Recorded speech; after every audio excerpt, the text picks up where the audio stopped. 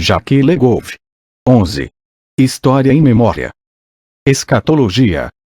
1. Definição, conceitos, afinidades, tipologia. O termo escatologia designa a doutrina dos fins últimos, isto é, o corpo de crenças relativas ao destino final do homem e do universo. Tem origem no termo grego, geralmente empregado no plural, tais chata as últimas coisas cf. Althaus, 1922. Guardini, 1949. Porém, alguns especialistas, nomeadamente teólogos e historiadores da religião, empregam-no no singular, eschatam o acontecimento final, por exemplo, Dod, para designar o dia do Senhor, o dia do juízo final, segundo o Apocalipse cristão. Por vezes, nos textos dogmáticos gregos é usado como adjetivo, referindo-se a termos que designam o tempo eschatai-monera e os últimos dias, eschatos cronos o último tempo, eschate hora a última hora cf. Kittel, 1932, pp. 694, 95. Nenhum estudo, que eu saiba, informa sobre a data em que o termo foi introduzido na linguagem da teologia cristã, nem na história das religiões, nem sequer quando foi relativamente vulgarizado, permanecendo, no entanto, técnico e erudito. A sua introdução é recente. Data provavelmente do fim do século XIX, tendo se tornado corrente no século XX. Para os dogmáticos antigos, que o usavam e escreviam em latim, a tradução era em geral novíssima, e, por vezes, novíssima tempora.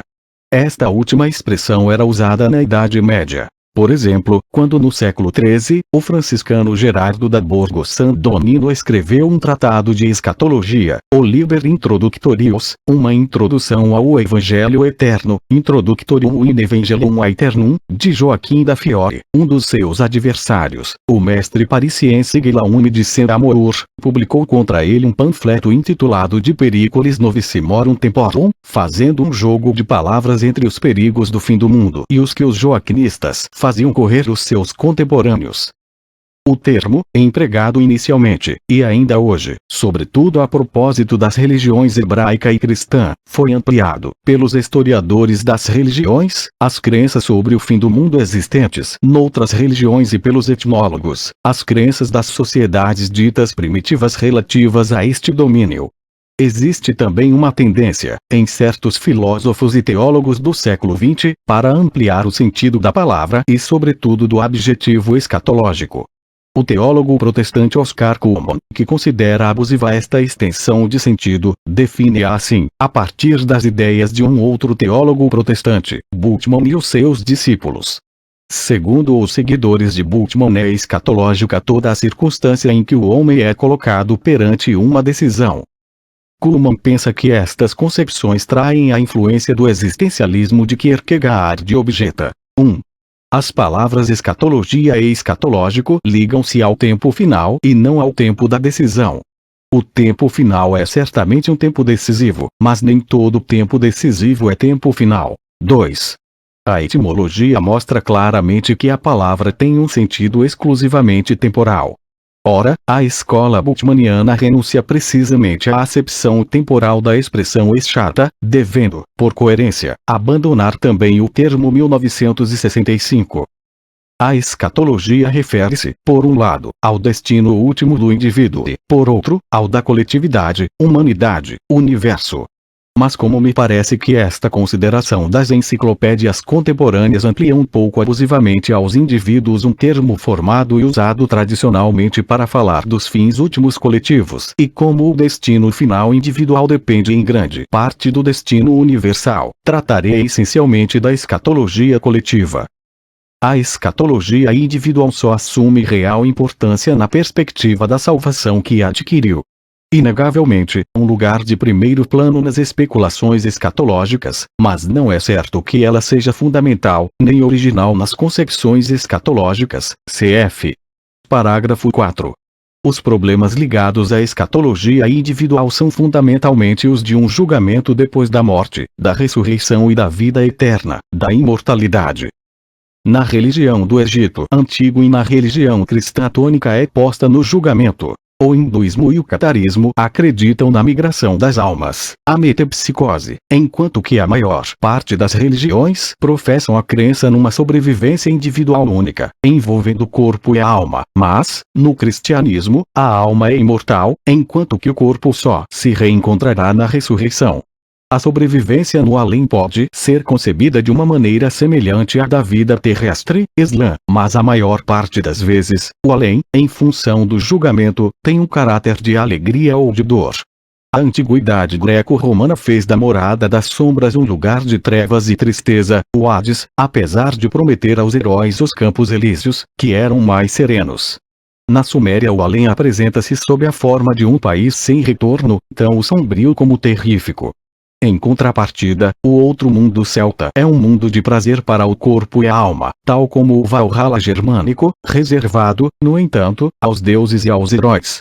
O cristianismo, ligando estritamente a vida terrena e a vida eterna, distinguiu um lugar de castigo, o inferno, de um lugar de recompensa, o paraíso, inventando depois um além temporário intermediário, o purgatório, geralmente recusado pelos cristãos gregos, depois por muitos heréticos medievais, e finalmente, pelos protestantes. O budismo prevê, no termo de uma longa ascese, um paraíso de total distanciação, o nirvana.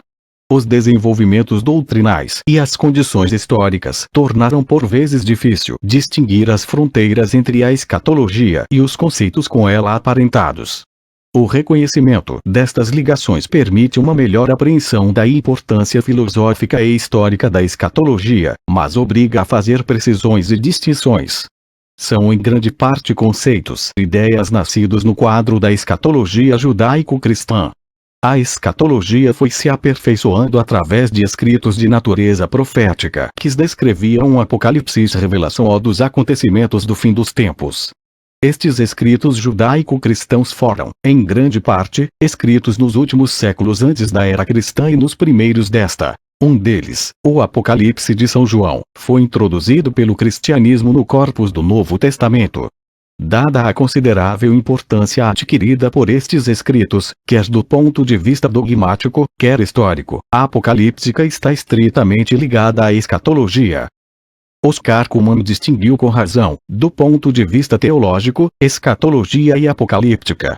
Em primeiro lugar, acontece que os apocalipses judaico-cristãos datam do judaísmo posterior ao Êxodo e constituem um gênero literário nascido no interior da escatologia judaico-cristã. Em seguida, o Apocalipse, mesmo tendo sido desencadeado por um fato da atualidade, desvia-se do presente e da história, para evocar um futuro inteiramente desligado da nossa experiência deste mundo. Finalmente, falta aos Apocalipses um traço característico, quer da escatologia do Antigo Testamento, quer da do Novo. Não se interessam pela história da salvação e pelo seu desenvolvimento. 1965. Em contrapartida, Cullmann recusa-se a aceitar a opinião segundo a qual os apocalipses são puras especulações, destinadas muito simplesmente a satisfazer a curiosidade do espírito humano e bidem, assim como o deslizar para o sentido pejorativo do substantivo e do adjetivo que deles derivam. Veremos em seguida a importância fundamental da apocalíptica na escatologia judaico-cristã e a manipulação e perversão a que se prestou. As concepções escatológicas colocam muitas vezes, entre o aquém atual e o além do fim dos tempos, um longo período que embaixo, que é uma espécie de prefiguração terrestre desce além. Essa nova era, essa instalação do céu na terra, Eavenzoeart, deve, segundo o Apocalipse 21:5, durar 1000 anos, número simbólico que indica uma longa duração subtraída ao desenrolar normal do tempo. Este milênio deu o nome a toda uma série de crenças, de teorias, de movimentos orientados para o desejo, a espera, a ativação dessa era. São os milenarismos, ou, segundo o grego, chiliasmos. Muitas vezes o aparecimento dessa era está ligado à vinda de um Salvador, de um guia sagrado que ajuda a preparação para o fim dos tempos, Deus ou Homem-Deus, chamado Messias na tradição judaico-cristã, derivando daí o nome de messianismos, dado aos milenarismos ou movimentos similares, centrados em volta de uma personagem. Milenarismos e messianismos adquiriram, na escatologia, uma importância de primeiro plano e evocá-los no quadro da evolução histórica da escatologia judaico-cristã cf. Sobre o milenarismo, Cohn, 1957. Trupp, 1962. Sobre o messianismo, cf. Valles, 1943. Desroche, 1969. Mas não podemos esquecer-nos de que o milenarismo se centra sobre a parte do fim dos tempos que precede o fim propriamente dito. O seu programa é quase fatalmente político e religioso e, muitas vezes, confunde esses dois níveis, por exemplo, o caso de Savonarola. Por outro lado, Desroche sublinha com justiça que, se a tradição escatológica tem por objetivo o fim do mundo, a tradição messiânico-milenarista visa apenas o fim de um mundo no momento do grande dia, o Millennial Day, que será ao mesmo tempo o início de uma nova era, de uma nova idade, de um novo mundo. 1969, p. 23. Os apocalipses, gênero literário característico da escatologia, procedem em geral sob a forma de visões, mas o tempo do fim é evocado muitas vezes sob forma profética. Há pois cruzamentos entre escatologia e profetismo cf. Guariglia, 1959. Alguns textos medievais atribuídos a Joaquim da Fiore têm o título de Propetiae. Vaticinium Sibyllae Eritreae, Oraculum Cyrilium cum exposition abbatis Joachim, Vaticinia de summis pontificibus, Propetiae et epistolae Joachimi abbatis Florius, e vários outros tratados intitulados Propetiae cf. Reeves, 1969. Dode aproxima e distingue profetismo e escatologia. A profecia sucedeu-se à apocalíptica. Ela trabalha de acordo com o esquema profético da história, mas com certas diferenças. Abandona a tentativa de reconhecer um sinal divino no presente. 1936. No Apocalipse e na profecia, o acontecimento divino, o eschaton, corresponde sempre a uma viragem decisiva e bidem, p. 93. Podemos dizer, mais simplesmente, que o futuro da profecia nem sempre é o do fim dos tempos, e que está mais radicado na história. Contudo, historicamente escatologia e profetismo uniram-se muitas vezes, estabelecendo uma relação entre a primeira fase do fim dos tempos e a história presente e imediatamente futura. Por exemplo, na Inglaterra, no início do século XIX, William Ward, perscrutando os acontecimentos entre 1805 e 1830, vê neles a preparação da vinda visível do Senhor, que intervirá entre 1830 e 12 de abril de 1835. Uma outra afinidade, simultaneamente histórica e conceitual, é a que existe entre escatologia e utopia. Karl Mann, em Páginas Célebres, datou-a do início da Idade Moderna, na Europa. Ela ter-se-ia realizado primeiro entre os hussitas, do século XV, depois, com Thomas Munzer e os anabaptistas no século XVI, cf. Parágrafo 5. Segundo Mann, a primeira forma de mentalidade utópica foi o chiliasmo orgiástico dos anabaptistas. 1929. A utopia milenarista é um corpo de doutrina que tende para um modelo de milênio, que se deve realizar num quadro espacial e temporal. Segundo Mann, não tem importância nenhuma, embora isso possa ser significativo para a história das variações dos motivos, que, em lugar de uma utopia temporal, obtenhamos uma utopia espacial e bidem. Deve-se, no entanto, destacar que a utopia não é necessariamente milenarista e que o seu horizonte se pode limitar a um modelo ideal a realizar, sem previsão e espera, de uma segunda fase e de um dia final. Mas, embora a utopia tenha um ponto de partida histórico, em geral bem preciso, e vise uma substituir, de maneira violenta ou não, uma dada situação histórica, tende, como bem o mostrou Lapouge 1973, a destruir o tempo, por ódio à história, como a escatologia. As relações entre escatologia e utopia foram postas em destaque por Tuveson na obra Millennium Man de Utopia 1949.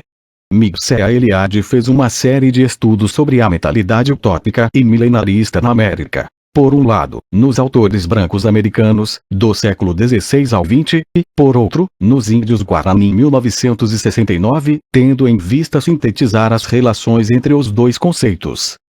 Finalmente, como a escatologia se constrói muitas vezes por referência às origens, implícita ou explicitamente, como o fim dos tempos aparece muitas vezes como um retorno à origem dos tempos e como o fim do mundo é posto em relação com a criação do mundo, a escatologia mantém também relações estritas com o mito. Esta problemática tem, além do mais, o interesse de integrar, no domínio da escatologia, os mitos paradisíacos dos primitivos e dos grupos arcaicos cf. Eliade, 1963. Como Mircea Eliade diz, os mitos do fim do mundo desempenharam um papel importante na história da humanidade. Puseram em evidência a mobilidade das origens. De fato, a partir de um certo momento, a origem não está só num passado mítico, mas também num futuro imaginário. Mito e escatologia têm duas estruturas, dois discursos diferentes. O mito está voltado para o passado, exprime-se pela narrativa. A escatologia olha para o futuro e revela-se na visão da profecia que realiza a transgressão da narrativa. Está iminente uma nova intervenção de Iaê, que eclipsará a precedente Ricoeur, 1971, p. 534.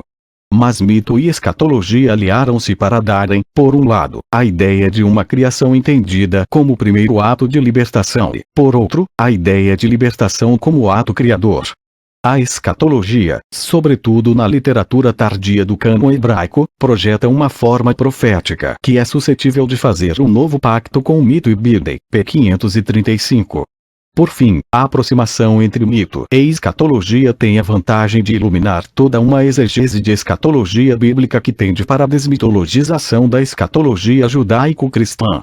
É este o caminho seguido por Bultmann 1954, 1957. Trata-se de desembaraçar a escatologia cristã dos mitos da criação, devidos em grande parte à influência grega e que a desviam do seu verdadeiro objetivo, o fim dos tempos, para conduzi-la às origens, o que toma inútil a ideia da instauração de uma nova era, transformando-a no regresso à originária.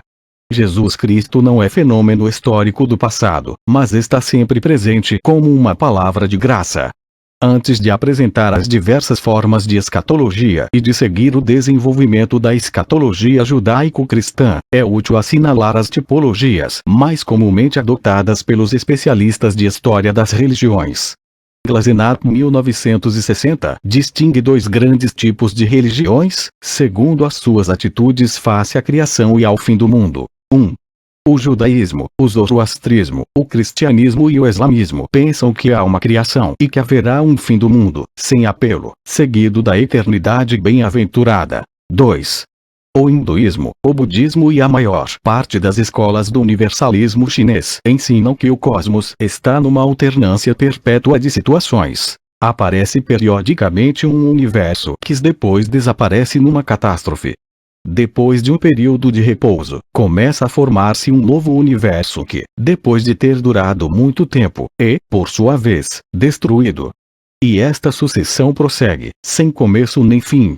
Esta tipologia tem o inconveniente de só ter em conta o conteúdo interno das religiões, sem considerar os tipos de sociedade e a época em que as crenças escatológicas se formaram e desenvolveram. Liga estritamente crença sobre a criação e o fim do mundo. Não tem em conta o caráter privilegiado do judaico-cristianismo na elaboração de uma escatologia no sentido pleno, preciso e consciente do termo. Bleecker 1963, p. 250, 721 propôs outra tipologia. A. A religião primitiva. B. As religiões da antiguidade. C. O gnosticismo. D. As religiões da Índia. É as religiões baseadas numa revelação profética, isto é, o zoroastrismo, o cristianismo, o judaísmo e o islamismo. Esta classificação, mais sociológica e histórica, tem dois inconvenientes. 1. Confundir, na mesma categoria, formas muito diferentes de escatologia das sociedades ditas primitivas, enquanto que devemos distinguir pelo menos entre escatologias primitivas, tais como as apreendemos através dos mitos, e escatologias nascidas em contato com a colonização moderna dos brancos, exprimindo-se, em geral, sob a forma de milenarismo. 2. esbater o caráter específico da escatologia judaico-cristã, o que não significa que o judaísmo e o cristianismo ocupem um lugar privilegiado entre as religiões, mas temos de reconhecer que a escatologia, tal como apareceu na história e na ciência das religiões, se formou e desenvolveu no quadro judaico-cristão e, só por extensão, se fala de escatologia a propósito de outros sistemas religiosos.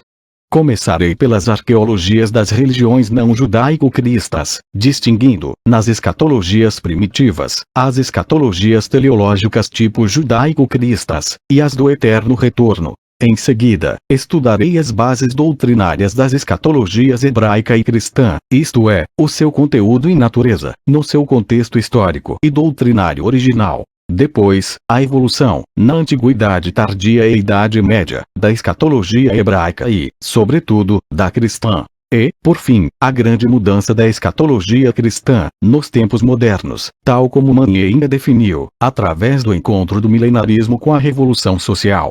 As duas últimas partes serão consagradas, por um lado, à renovação escatológica dos séculos XIX e XX, marcada pela aparição dos milenarismos no Terceiro Mundo, o nascimento de milenarismos laicos, a renovação escatológica da teologia cristã, católica e, principalmente, protestante, para concluir, a emergência de uma mentalidade apocalíptica difusa, ligada à energia nuclear, para além de algumas reflexões sobre escatologia e história, do ponto de vista do conhecimento histórico.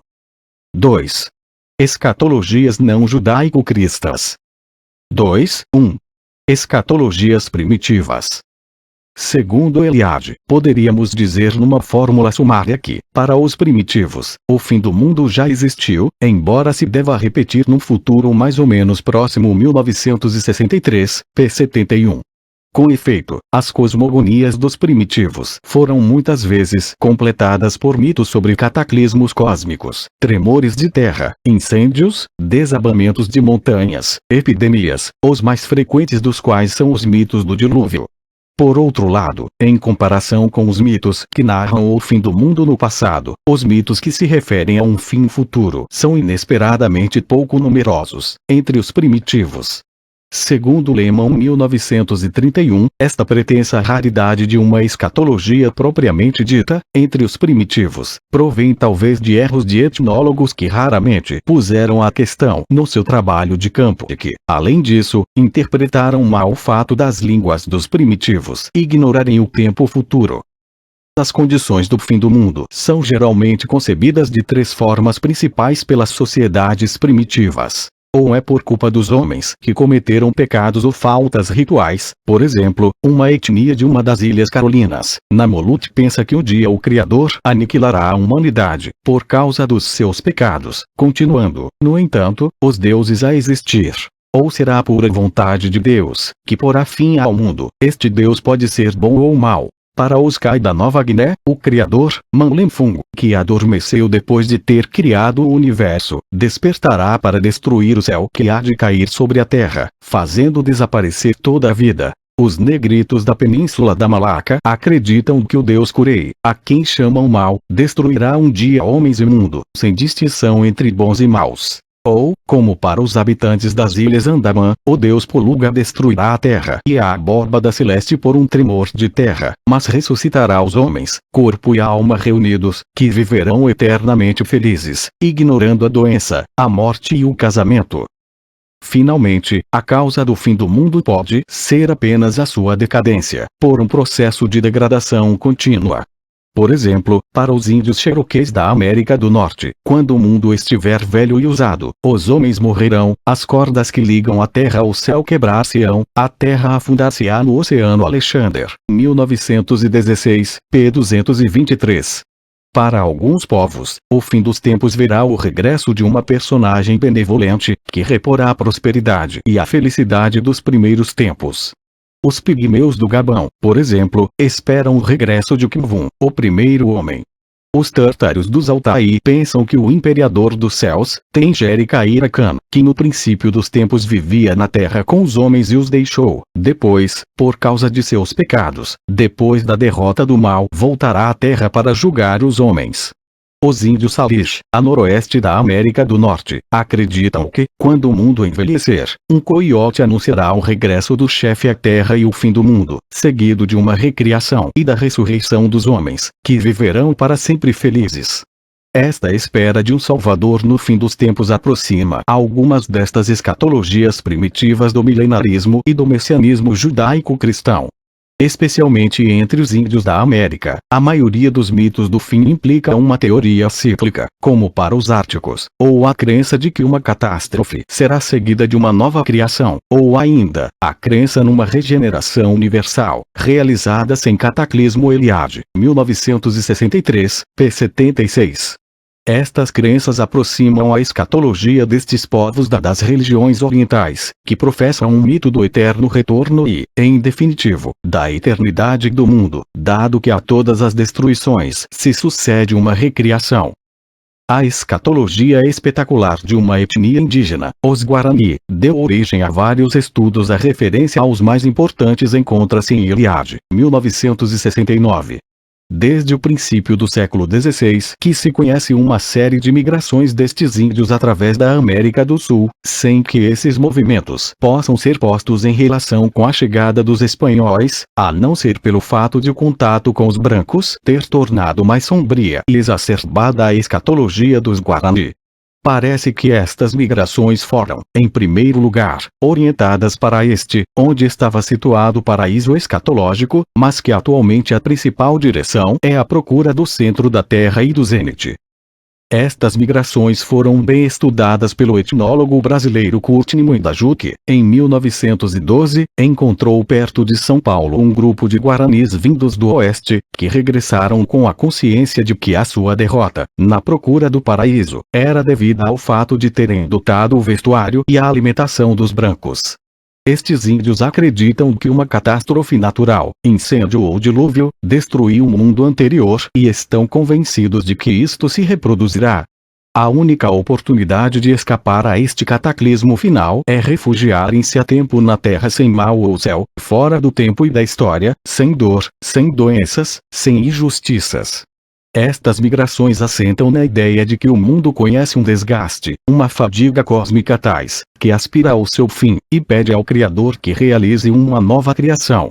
Para encontrar a terra sem mal, os Guarani entregam-se a danças prolongadas que têm por fim acelerar a destruição do mundo decrépito e revelar o caminho que conduz ao paraíso. Em todas estas crenças e práticas, os feiticeiros, Nanderu, que são especialistas do caminho e mestres em escatologia, desempenham um papel importante. 2. Escatologias do eterno retorno. Estas doutrinas predominam no Oriente e no Extremo Oriente, através de numerosas variantes em cujos detalhes não se pode entrar aqui. Quer o mundo tenha sido ou não criado, quer o Criador seja um deus ou uma deusa, um homem, o primeiro, o primogênito, ou o poder impessoal do destino, ele passa, segundo ritmos e processos diferentes, através de fases de declínio, morte e regeneração. Os fins do mundo são fins provisórios. Este conceito exprime-se através de um duplo sistema cíclico, o ciclo anual, que é um processo de morte, ao mesmo tempo, de ressurreição. Daí a importância do Ano Novo, tempo de renascimento e de recriação. Cf. Eliade, 1949. Legoff, 1977. A religião chinesa antiga defende que o mundo sofre uma alternância de longos ciclos de atividade e de hibernação pelo jogo entre o princípio masculino Yang e o princípio feminino Yin, que estão também em ação durante o ciclo anual. Quando domina o Yang é a atividade, a fecundidade, a luz, o calor, a riqueza, primavera e verão. Quando é o Yin que domina, é a passividade, a obscuridade, o frio, a umidade, outono e inverno. Um mundo submetido ao ciclo eterno não tem princípio nem fim. Também no hinduísmo um mundo, que não tem princípio nem fim, passa por ciclos que acabam com o desaparecimento do mundo atual, seguido da criação de um novo mundo, por um novo demiurgo. Cada mundo passa por 4 idades, Yuga, Mil Yuga formam um Kalpa que representa um dia do deus Brahman, atual delegado do Deus Supremo, que é eterno. Brahman adormece entre cada Yuga, e o universo fica latente entre o fim de um mundo e o aparecimento de outro. A vida de Brahman deve durar sem Kalpa. O mundo atual está na última fase, na decadência, Mayuga de Kali. Os homens individuais vivem durante uma certa fase de um ciclo, ao longo do qual passam do estado humano ao estado animal ou vegetal, por metempsicose.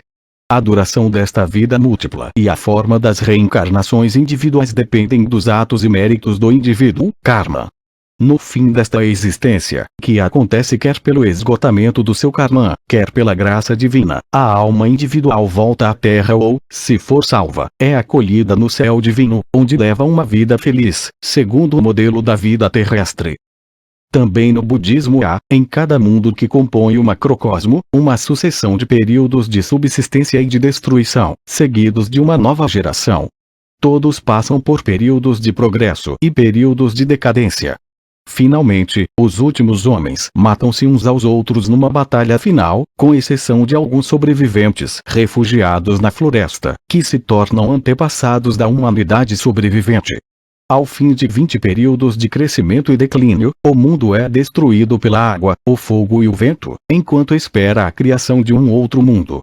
Ao longo da sua vida, os homens podem merecer escapar a estes ciclos eternos, pela entrada na vida eterna e sem perturbação do nirvana, que é indescritível.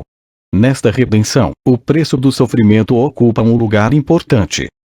Duas religiões, que acolhem a concepção do eterno retorno, embora a escatologia não ocupe nelas um lugar importante, exerceram uma certa influência na escatologia judaico-cristã.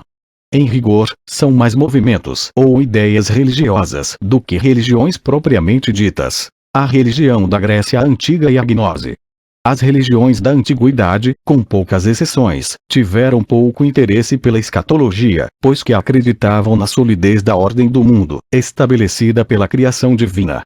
Quando muito, pode notar-se o interesse pelo aparecimento da ordem cósmica e pelo desencadear de um cataclismo natural, que arrastaria consigo a destruição do mundo. Nos celtas, nos lapões e nos esquimós temia-se a queda do céu. Nos povos indo-germânicos existia o temor de um inverno terrível. Nas populações da Europa Atlântica, o da submersão da Terra pelo oceano.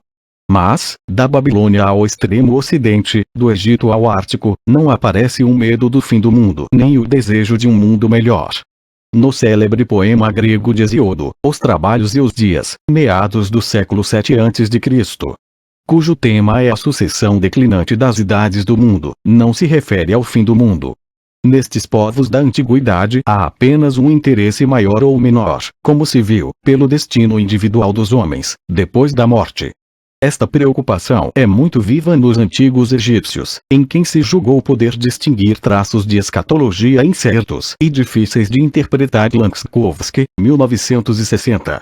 Há, no entanto, duas exceções assinaláveis. Uma, no quadro da mitologia germânica, a profecia de Ragnarok, no poema do Edda intitulado Volustd, e uma descrição do mundo, desde a criação até o fim. O último episódio põe os deuses em luta com as forças demoníacas, por exemplo, o combate de Thor com a serpente. Matam-se um ao outro, a terra abisma-se no mar e o mundo desaparece por entre fogo e fumaça. Do oceano ressurge, porém, um novo mundo, verde e jovem, onde as asas fazem de novo reinar a justiça e os deuses se reconciliam. A outra exceção é a célebre Ecloga 4 de Virgílio. Deve ser posta na linha dos oráculos atribuídos às sibilas, literatura de profecias com caráter escatológico, muito viva no meio oriental helenizado, por exemplo em Alexandria, os célebres versos onde se fala de uma última idade, última etas, do regresso da Virgem, Ion Redit et Virgo, e de um menino salvador que, nada tendo que ver com a Virgem Maria e Cristo, ou com a família do imperador Augusto, fazem no entanto referência a um regresso à idade do ouro cf. Carcopino, 1930. Jean Maire, 1930, 1939. E, tal como nos povos primitivos, uma escatologia voltada para o passado. Esta literatura sibilina veicula a concepção grega de um tempo circular, exatamente aquele com que o cristianismo e o judaísmo vão romper, substituindo pela ideia de um tempo linear. Oscar Cullmann insistiu muito nesta mudança essencial. Devemos partir da verdade fundamental de que para o cristianismo primitivo, tal como para o judaísmo bíblico é a religião iraniana, a expressão simbólica do tempo é a linha ascendente, enquanto que, para o helenismo, é o círculo 1946, p. 36. Ora, a concepção cristã do tempo foi desde muito cedo contaminada, se não reprimida, pela concepção grega e, como se verá, uma das principais tendências da renovação escatológica cristã atual e, principalmente, da desmistificação de R. Bultmann, consiste em eliminar a contaminação helênica. E, tal como a helênica, também agnóstica. É o que constata Oscar Cullmann. A primeira alteração da concepção do tempo, tal como existia no cristianismo primitivo, não aparece, nem na Epístola aos Hebreus, nem nos escritos joaninos, aparece, contudo, no gnosticismo. Também Henri Jean Maire concorda com este comentário, mas acrescenta que estas influências são anteriores ao cristianismo primitivo, que a concepção de tempo voltada para as origens e não para o futuro foi introduzida no Apocalipse judaico-cristão, pela gnose pré-cristã helenizada. A gnose ensinava que o mundo, tal como o homem, devia seguir um caminho circular, simbolizado pela serpente que morde a própria cauda. Afastando-se de Deus, depois da criação, homem e mundo entram nas trevas de onde Deus os faz sair, contraditoriamente, se assim se pode dizer, enviando-lhes um Salvador, que seguirá ele próprio um caminho circular, encarnar e entrar nas trevas, para voltar à luz e à origem, salvando os homens a quem a gnosis conhecimento ensinou o caminho que deviam seguir para a salvação cf. Principalmente Puech, 1978. Uma forma de gnosticismo desenvolveu uma escatologia explícita e coerente, o maniqueísmo, que se baseia no dualismo entre o bem e o mal, a luz e as trevas, tendo cada uma o seu princípio ou Deus. O mundo nasceu da separação dos dois princípios e a sua história é a da sua luta exterior e no interior do homem, é a luta entre a matéria, a carne e o espírito. Depois de grandes atribulações finais, o bem vencerá, Cristo virá à terra para um rápido reino final, o mundo será destruído e a luz, definitivamente separada e vencedora das trevas, reinará eternamente. 2, 3. As religiões do futuro. Nesta categoria, que é a do judaísmo e do cristianismo, estão as grandes religiões reveladas, o zoroastrismo, e o parsismo, e o islamismo. Nelas, a história é considerada como uma relação ao longo da qual Deus, através dos seus profetas, anuncia e guia a realização do seu reino. A história é comparável a um drama, que tende para o seu fim inevitável. Bleecker, 1963, p. 263. No zoroastrismo, a luta começada na criação do mundo entre Asa, a verdade, e Druj, a mentira, continuará até a vitória final de Asa, obtida depois de uma grande batalha final e de um julgamento de bons e de maus, pela prova do metal a arder ou do fogo. Mas a cena final é mais uma cena de renovação que de processo. O lado otimista da escatologia zoroástrica acentuou-se mais na sua forma indiana ortodoxa, o parsismo. A cena final, nas partes mais recentes do Avesta, apresenta-se como uma criação maravilhosa em que os próprios maus são purificados e salvos cf. Sonderblom, 1901. O islamismo pediu grande parte da sua escatologia à Bíblia e ao cristianismo. As suas crenças baseiam-se em certas passagens do Corão, por exemplo, a Sura 81 cf. Bleecker, 1963, p. 270, nota 1, e os seus complementos ulteriores, alguns dos quais revelam influência popular. Sinais, prodígios e revelações deverão anunciar a aproximação do fim do mundo. Aparecerá um monstro, Dabjudjal, o anticristo, que será morto por um profeta, Isa, Jesus, ou Mahdi. Depois de um período de paz, quando soar a primeira trombeta, todos os homens morrerão. A segunda trombeta ressuscita-os para o juízo final. Alá, consultando os livros das boas e más ações, separará os bons, recebidos no paraíso, dos maus, atirados para o inferno. Paraíso e inferno subdividir-se-ão em graus, de acordo com os méritos de cada um. 3. Bases doutrinárias e históricas da escatologia judaico-cristã. A escatologia judaico-cristã formou-se através da Bíblia. A escatologia judaica continua baseada no Antigo Testamento, enquanto que, no cristianismo, os desenvolvimentos feitos pelo Novo Testamento na escatologia veterotestamentária são mais importantes, apesar das variações de interpretação da escatologia neotestamentária. Penso que o último livro do Novo Testamento, o Apocalipse de São João, deve ter um lugar à parte, quer pela sua excepcional importância na escatologia cristã, quer pela necessidade de o situar simultaneamente numa literatura judaica e cristã, que ultrapassa, em muito, o Novo Testamento. 3.1 A escatologia veterotestamentária. O ponto de partida da escatologia judaica deve ser procurado, com base na Gênesis 12:1 US, na identidade entre fé em Deus e esperança no futuro. Este tema do futuro toma-se mais preciso na promessa de Deus aos profetas, que tornou o povo judaico no povo do futuro, a promessa de uma terra em que correm o leite e o mel. Gênesis 15:1-20. Êxodo 3:8 e se enriquece com a evocação de um chefe, salvador ou rei do futuro, tema messiânico. Bênção da Judéia. Gênesis 49:10. Oráculos de Balaão. Números 24:17, etc. Nos livros históricos aparece a ideia de um futuro Messias, ungido do Senhor, descendente da casa de David, por isso, de sangue real. Livro 2 de Samuel 7. Acentuada pelas provações de Israel, mas anterior às grandes calamidades, destruição de Israel no século 8 a.C. Da Judéia, no século 6. Cativeiro da Babilônia, 597-38 a.C. Verifica-se uma dramatização da escatologia nos livros proféticos. Os pecados de Israel desencadearam a cólera de Yahvé, terá lugar no dia do Senhor um juízo terrível. Amos 5:18. Verificam-se profundas alterações na evocação dos tempos finais. Há uma dupla espiritualização da escatologia.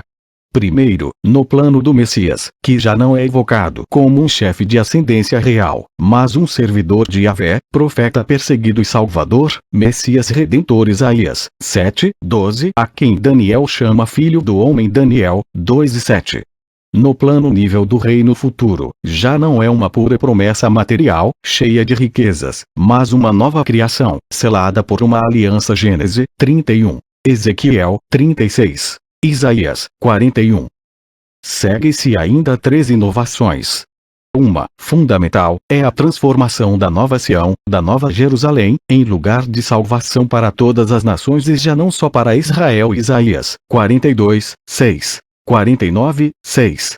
A segunda é o aparecimento da noção de ressurreição do morto. Daniel 12:2, evocada como sinal de justiça e do poder de Deus, mais do que como esperança de salvação.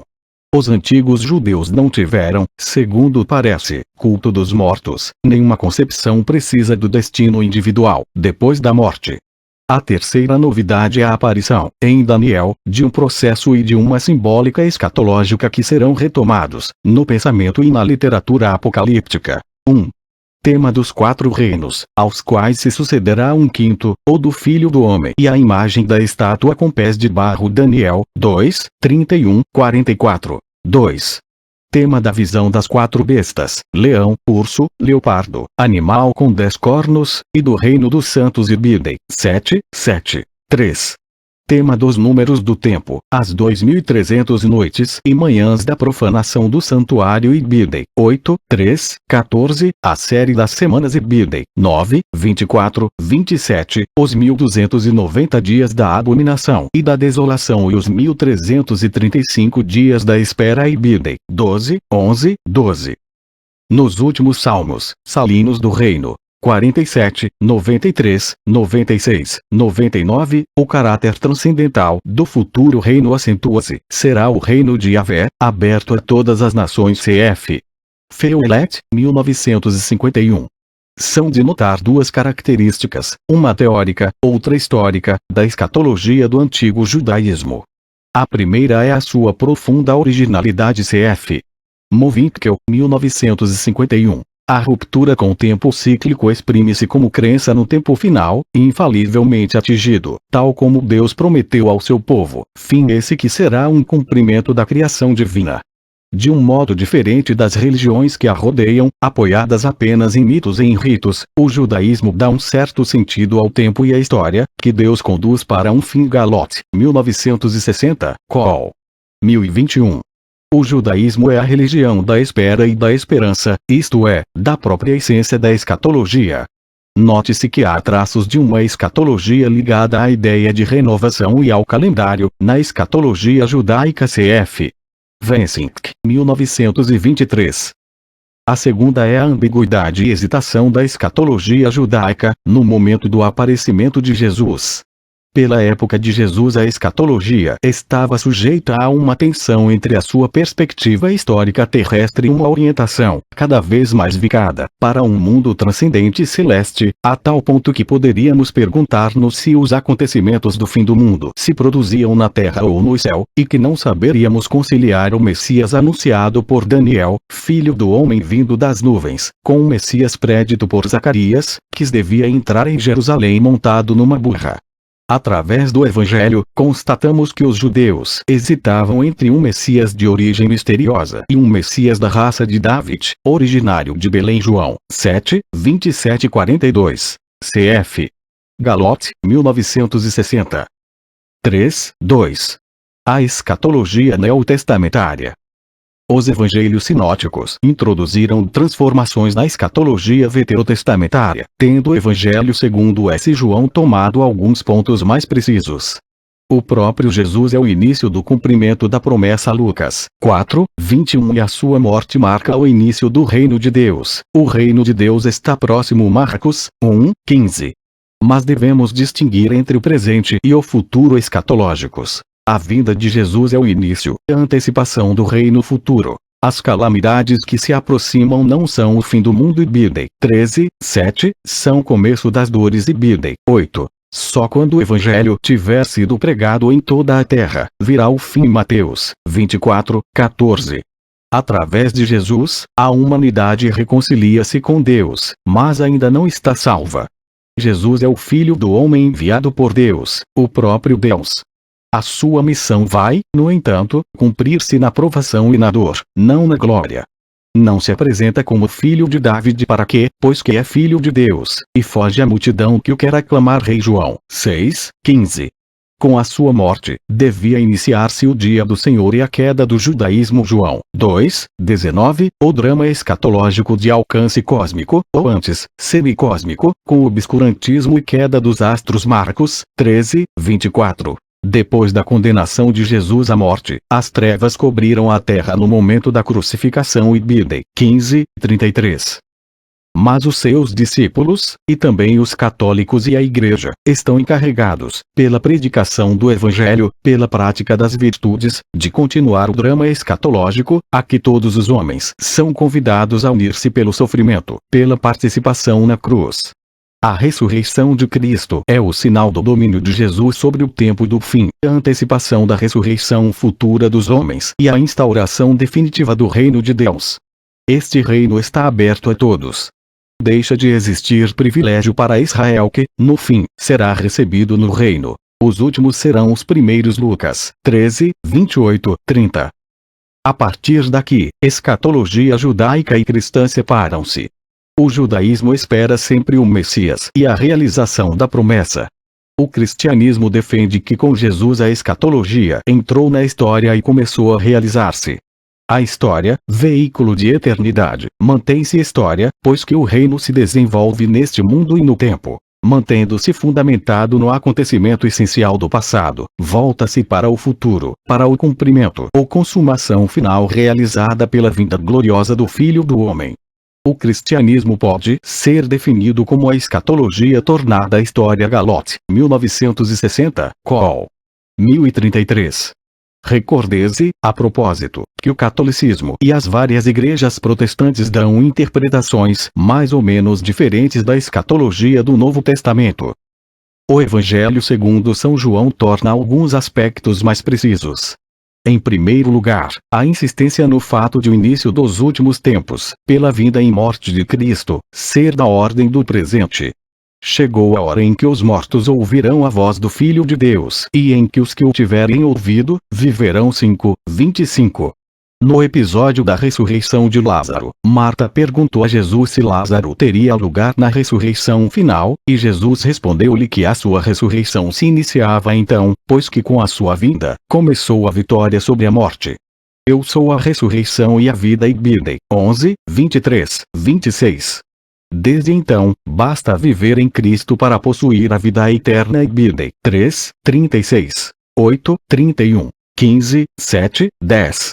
Mas haverá o dia final, o dia do juízo, o dia em que Cristo aparece de novo, na parousia. Ibidem 1. Os crentes de APG 345 não devem esperá-lo com temor, mas com fé. O esperado Espírito Santo, o Paracleto, acabará a obra de revelação de Cristo, restando para sempre nos discípulos a quem dá poder para perdoar os pecados. São Paulo continua o ensino escatológico nas epístolas, em especial, nas duas epístolas aos Tessalônicos. Persuadido, de início, que a parousia terá lugar ainda durante a sua vida, a ver depois afastar-se no tempo. 3. A escatologia apocalíptica. A maior parte das religiões deu origem a escrituras ou a oráculos e profecias orais, a quem a divindade revela os seus próprios segredos. O grego antigo chama a este tipo de revelação apocalipsis, que significa revelação.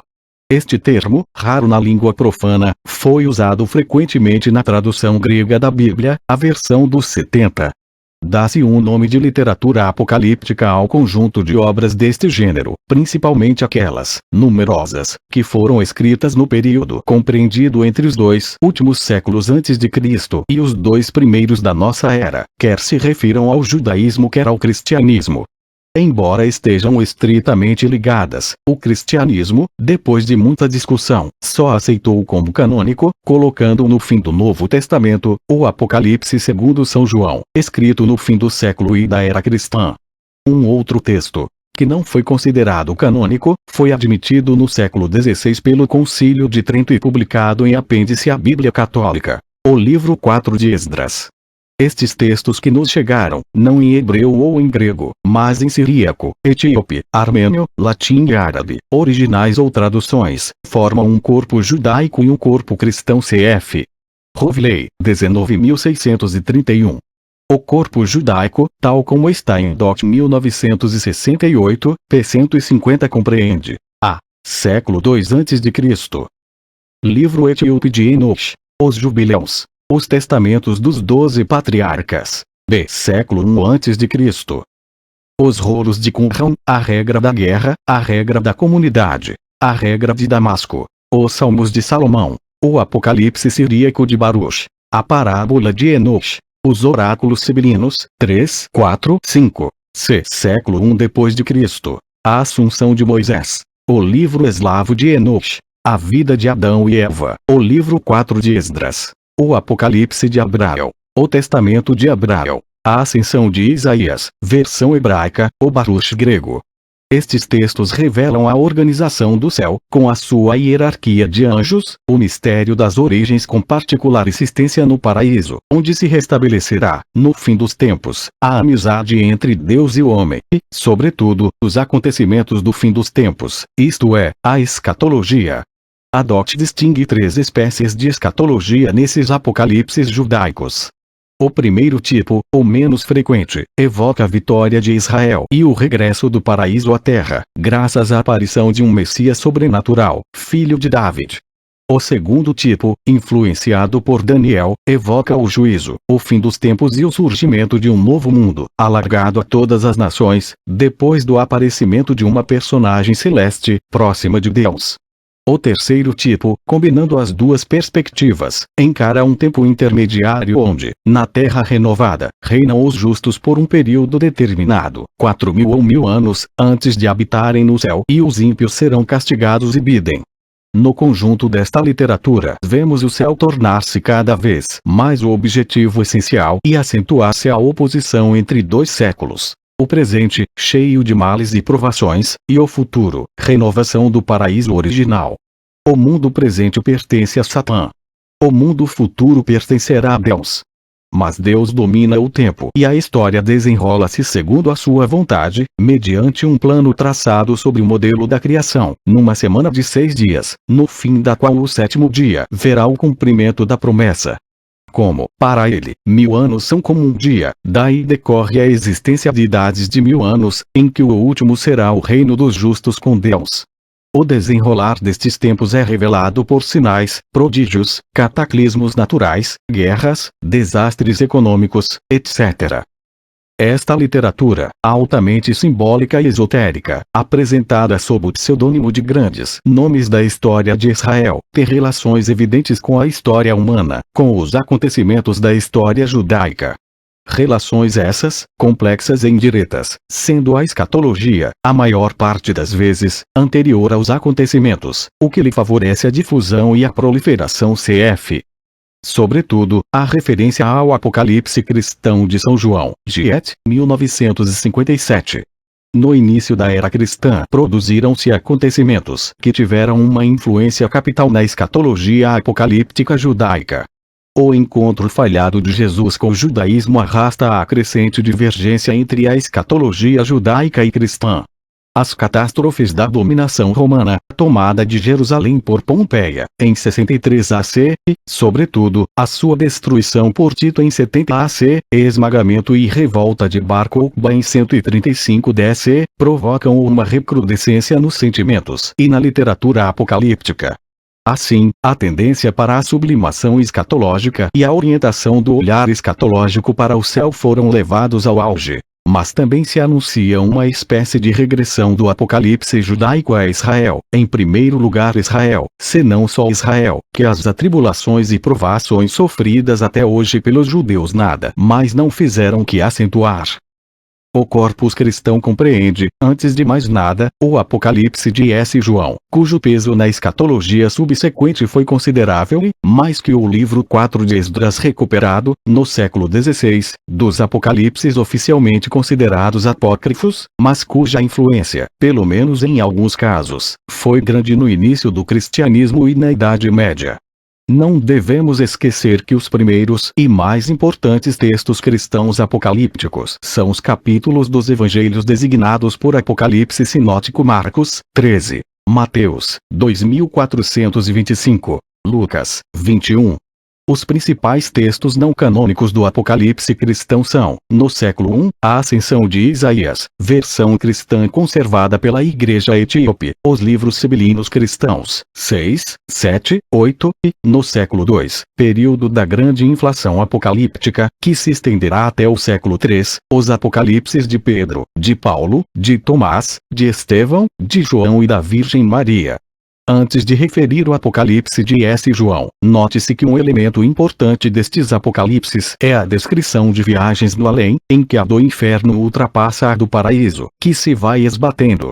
Estes episódios, que parecem não provir diretamente da escatologia mas que, tal como em outras religiões, que não o judaísmo e o cristianismo, são significativos do ponto de vista escatológico de Gneux, 1974, pp. 63, 69. Deve lembrar-se a importância das influências helênicas nesta literatura. Cagnot nota que, por exemplo, o Apocalipse do capítulo 23 do Livro dos Jubileus tem origem em Hesíodo 1974, pp. 161, 72. O Apocalipse de São João não contém elementos novos para os teólogos e os historiadores. Mas, para os historiadores das sociedades globais, é de capital importância, na medida em que constitui um referente essencial para os milenarismos e pelo fato de ter instaurado o significado catastrófico do adjetivo apocalíptico, fazendo-o, deste modo, pender para o aspecto aterrorizador da escatologia, em detrimento do aspecto promissor que é, no entanto, o mais importante, o único final na escatologia judaico-cristã. O Apocalipse de São João, que retoma os caminhos e imagens do Apocalipse judaico, embora identificando o Messias com Jesus e introduzindo as igrejas cristãs dos novos tempos, divulgou amplamente alguns aspectos da escatologia judaico-cristã. 1. A contabilização do tempo escatológico, a cidade santa calcada aos pés durante 42 meses. As duas testemunhas que profetizam sob tortura durante 1260 dias. o número da besta, 666. Evidentemente, o número 7, de há muito tempo um número sagrado, com os 7 anjos que fazem correr as 7 fontes da cólera de Deus. 2. A maldição, através da Babilônia, simbolizada pela besta e que o povo divino é convidado a deixar, de todo o poder temporal. 3. A divisão da escatologia em 2 tempos. Entre uma primeira ressurreição, a dos santos e mártires, que reinarão sobre a terra durante 1000 anos, fundamento de todos os sonhos utópicos dos 1000 anos 15, anterior a uma segunda ressurreição, a de todos os mortos, no juízo final. 4. O caráter dramático dos acontecimentos que devem preceder a primeira ressurreição, o milênio, drama em cujo centro se destaca o anticristo, ou melhor, o anticristo, e, por outro lado, marcar a segunda e definitiva ressurreição, o grandioso juízo final. 5. A multiplicação dos anunciadores, cornetas, terremotos, guerras, fomes, epidemias, que daí em diante serão observados em clima de angústia e pânico. 6. Finalmente, a abundância e a virtuosidade das imagens e símbolos que, durante séculos, tocaram as imaginações e excitaram a verve dos artistas.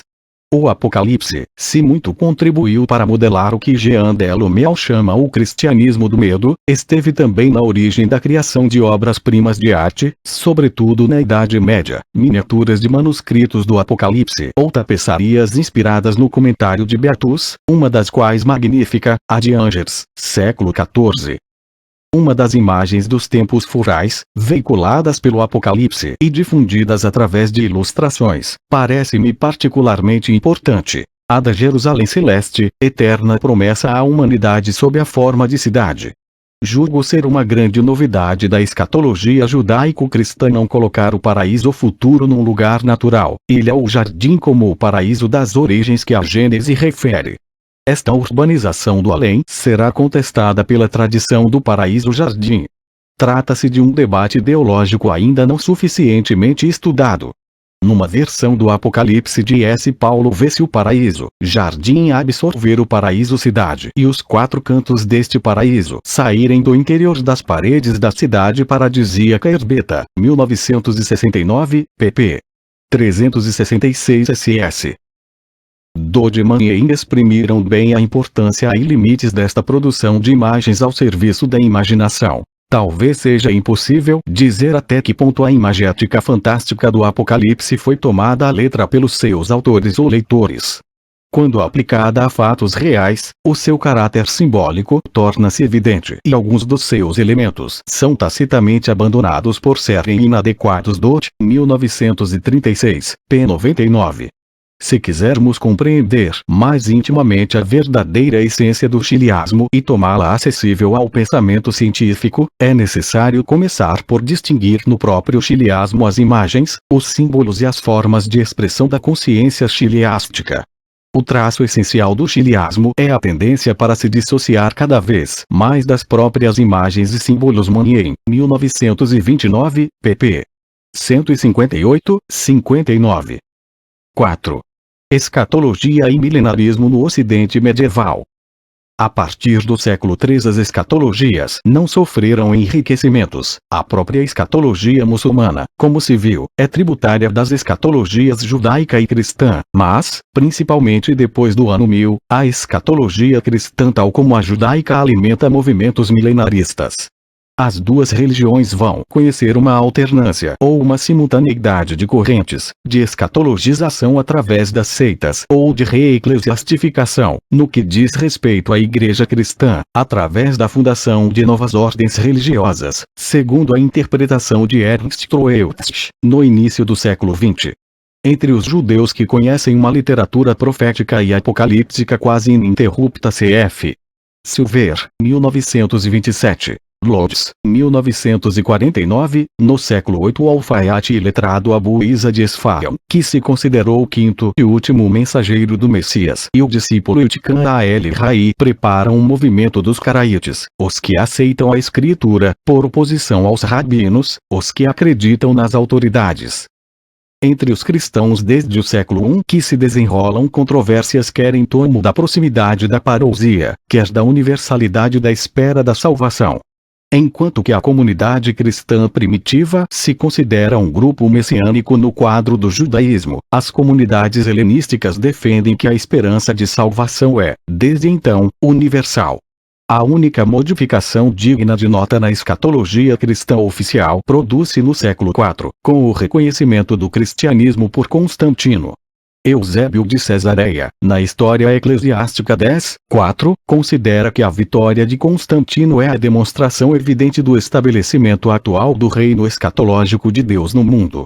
O monaquismo mantém, sem dúvida, uma certa presença escatológica na Igreja. São Bernardo, ainda no século XII, mostrará a vida do monge como uma propética expectatio espera profética, mas Santo Agostinho canalizará a espera escatológica condenando, sem apelo, o milenarismo que considera uma fábula ridícula de Civitante Dei, 27:13. Ao fazer da Igreja a encarnação da cidade de Deus, sociedade escatológica, face à cidade terrena, disputada por Cristo e Satã, faz de certo modo parar a história. Otão de Frisinga em meados do século XIII, na História das Duas Cidades, tira esta conclusão do agostinismo.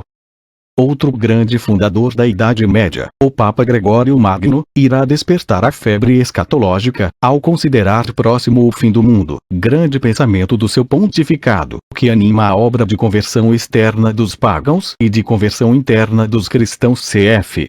Mancelli, 1954. No século VIII, o venerável Beda na Explanatio Apocalyptis defende, tal como Santo Agostinho, que o milênio começou com a encarnação. A partir do ano 1000 desenvolvem-se movimentos milenaristas aparentemente sem uma base social precisa cf. Com 1957, embora ela lhes tenha sido atribuída por uma interessante interpretação machista cf. Totter, 1964. Muitas vezes concentraram a atenção sobre a vinda do anticristo, que deve preceder o milênio e que, mais do que o próprio milênio, adquiriu facilmente uma conotação política, através da oposição rei justo rei tirano, que permite identificar o adversário com o anticristo cf. Bergen, 1918, cf. Também o ultrapassado trabalho de Woodstein, 1896, que tem mérito de mostrar a nebulosa ideológica da escatologia cristã. Anticristo, milênio, fim do mundo, juízo final. A melhor ilustração desta utilização política do Apocalipse foi o caso do imperador Frederico II, na primeira metade do século XII, considerado por uns o imperador dos últimos dias e, por outros, influenciados pelo seu inimigo mortal, o papado, o anticristo. Personagem apocalíptica, herói lendário, segundo o mito do sono do velho da montanha, Frederico II teria descido pela cratera do Etna, de onde espera regressar à Terra como o Messias, enquanto que, segundo outros, teria descido ao inferno, suscitou falsos Frederico II depois da sua morte, impostores ou visionários. Mas outra tradição que influenciou Savonarola, no fim do século XV, atribuiu o papel de imperador escatológico a um segundo Carlos Magno cf. Fox, 1950. A cruzada, preparada pelo mito da Jerusalém Celeste, teve aspectos escatológicos essenciais cf. Dupont, 1960. A escatologia não estava, como é evidente, menos difundida entre o cristianismo grego. Na Igreja existiu sempre uma corrente escatológica, desejosa de lhe dar um aspecto puramente espiritual, longe de todos os compromissos com este século cf. Benz, 1934 e que identificava, de boa vontade, a Igreja Romana com a Babilônia, a grande prostituta, a besta do Apocalipse. Esta corrente encontrou o seu primeiro teórico em Joaquim da Fiore, que fundou a Ordem Fiorense e morreu em 1302. Na sua Expositio in Apocalypsum, 1195, dividia a história da humanidade em 3 idades: a do Pai, a do Filho e a do Espírito Santo. Esta terceira idade, precedida de grandes perturbações e infelicidades, veria o advento do reino dos puros, isto é, dos monges sobre a terra, que será governada segundo o Evangelho eterno. Os cálculos mais ou menos esotéricos de que as obras de Joaquim da Fiore estão cheias, levam-no a fixar a data do fim da segunda idade e do advento da terceira, em 1260 cf. Bonaiuti, 1931. Croco, 1960. Reeves, 1969. As ideias, cálculos e imagens de Joaquim da Fiore exerceram considerável influência até o século XIX, mas foram importantes sobretudo no século XIII, quando inspiraram uma parte da nova ordem franciscana, os espirituais. Pietro de Giovanni Olivi, um dos seus mais eminentes representantes, escreve sob a influência de Joaquim, no fim do século XIII, um comentário do Apocalipse, que atacava vivamente a Igreja de Roma e expunha doutrinas escatológicas das quais procura, numa carta, persuadir o rei de Nápoles, Carlos II cf. Mancelli, 1955. Alguns espirituais que pertenciam a outras ordens mendicantes, como o padre agostiniano Agostino Triunfo século XIV, consideravam São Francisco de Assis uma personagem escatológica e identificavam-no com o anjo do sexto céu do Apocalipse.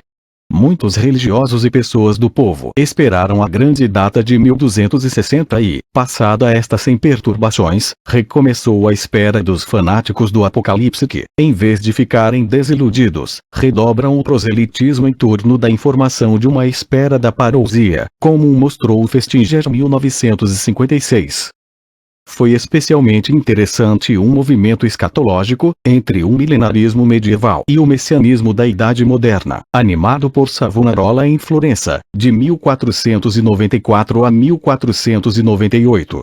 Weinstein em 1970 mostrou como, no fim do século XV, existiam duas correntes de espera escatológica. Uma, otimista, que acreditava na proximidade do advento de uma idade de paz e felicidade, depois das atribulações da grande peste e do grande cisma e de algumas provações finais, em especial uma batalha decisiva contra os turcos, também Giovanni Nani de Viterbo no seu De Futuris Christianorum Trumpis in Saracenos, de 1480. Outra, pessimista, que pregava a iminência do castigo e o fim do mundo não deixando escolha, além de um urgente arrependimento, também os dominicanos Manfredo da Vercelli e S. Vincenzo Ferreri. Savonarola aderiu num primeiro momento, nos Sermões da Quaresma em São Gimignano, em 1486, à escatologia pessimista, pregando arrependimento. Continuou nesta linha, influenciado pelo Apocalipse de São João, em Brescia e outras cidades do norte da Itália e, por fim, em Florença em 1490, onde foi prior do convento de dominicanos de S. Marcos. A partir de 1494, os seus pontos de vista escatológicos mudaram completamente, tendo se tornado adepto da escatologia otimista, esperando a iminência, não do fim do mundo, mas do milenarismo terrestre. Ao mesmo tempo, identificava Florença com a Nova Jerusalém deste milênio e, em seguida a restauração da República de 1494, quis depois os Médici, participativamente nos acontecimentos políticos para estabelecer em Florença um governo de paz, baseado na estabilidade social, na imagem do governo veneziano e inspirado na política tomista.